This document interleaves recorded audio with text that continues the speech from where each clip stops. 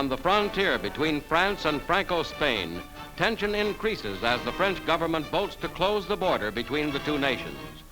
The international bridge over the Bidassoa River is the scene of urgent last-minute comings and goings before the barrier is brought down. France made the move in protest against the activities of the Franco government, born with the help of Hitler and Mussolini, for which Franco paid with aid to the Axis throughout the war. The last to be allowed across by the French guards hurry to the Spanish side of the bridge as the barrier closes off traffic between the two countries. The border is closed. France, England, and the United States have called upon the Spanish people to oust Franco by peaceable means, promising interim aid and protection in the free, unfettered election of a new government and the restoration of democratic processes in Spain.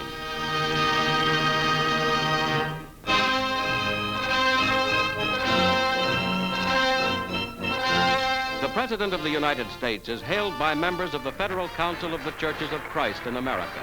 Before 500 religious leaders, President Truman stressed the world's need for religious tolerance and unity.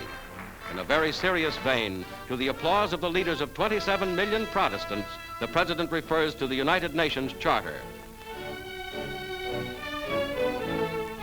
We have tried to write into the Charter of the United Nations the essence of religion. The United States expects to support that charter.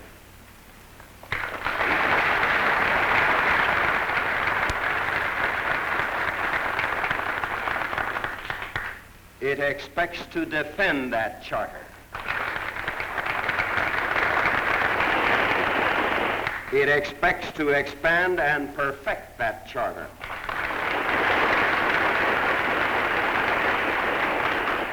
And we are confident that all the other United Nations expect to do the same.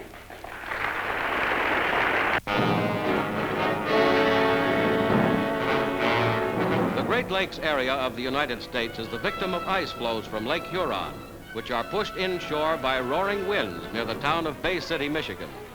55 houses are crushed by the relentless ice, which piles up in some places to a height of 40 feet and moves inland at the rate of a foot a minute. As the huge chunks of moving ice menaced the area, a grinding, rumbling sound awakened and warned the inhabitants, giving them time to escape.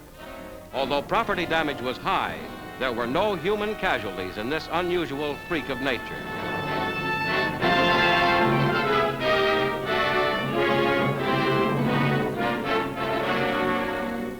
Through unusually deep snow in Washington State, droves of deer, unable to graze and desperate for food, turned to their human friends.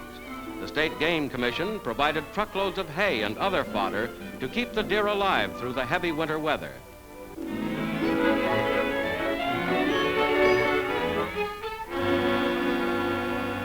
Spry and frisky after their dinner, the wild animals returned to the woods, their survival assured after the heaviest snowfall in this area in 20 years.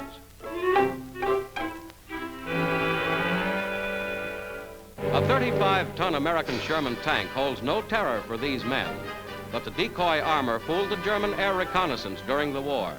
Filled with nothing but air, a dummy turret, which on a real tank would weigh several tons, comes off with ease. And here's a 5-ton truck that can be overturned by the flick of a man's hand.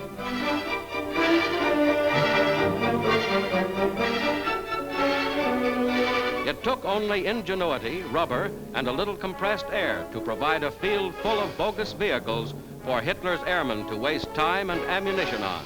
In the space of 4 minutes, a new tank or truck could be inflated.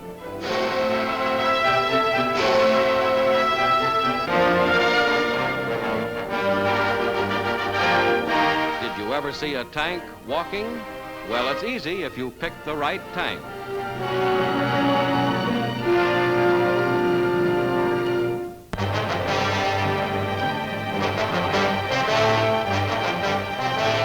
At Clovis Field, New Mexico, newsmen are on hand to see the Army's first radio-controlled 4-engine airplane to be used in photographing the atom bomb tests at Bikini Atoll in the Pacific in May and July.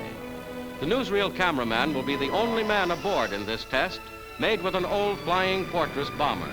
No pilot, no co-pilot, No crew for this plane. The takeoff is directed by the operator on the ground. Once in the air, control is switched from the ground to a mothership, which regulates its every movement.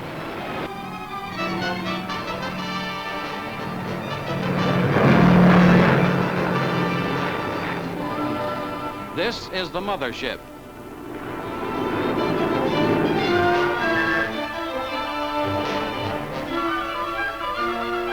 And this is the pilotless plane.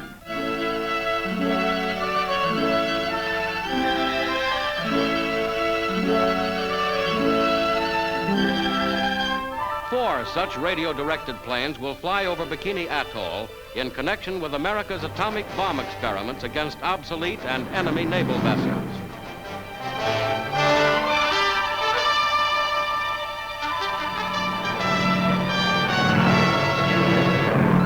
And here is Bikini, nearly 4,000 miles from the United States, a tiny coral atoll destined for atomic bomb experiments. Here, a long way from the heavily populated areas of the world, the Army and Navy will put the atom bomb through a laboratory test. Here, a whole fleet of iron ships will undergo the attack, observed by scores of military men and men of science. The people of Bikini are to be moved elsewhere. These first pictures of the little island show the 165 men, women, and children as they prepare for the move to another small island, a safe distance away.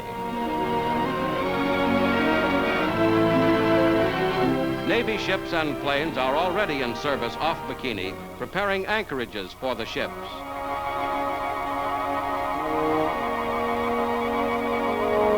In front of the palm-thatched community house, an American naval officer, through an interpreter, discusses plans for moving the people.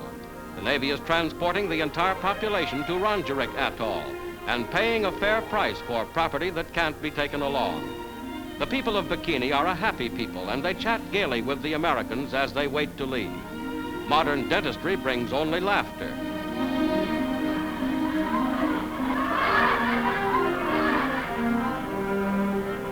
An advanced construction party of native men and Navy engineers moves from the little island to build homes for the entire community on the new island. The women and children wave them a happy farewell as they look forward to their own ocean voyage and their new homes.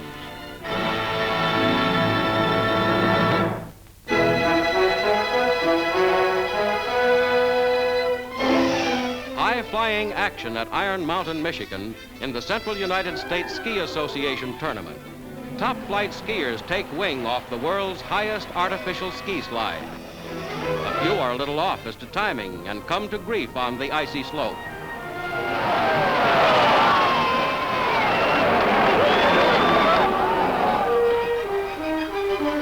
The competition is keen as the jumpers soar for distance.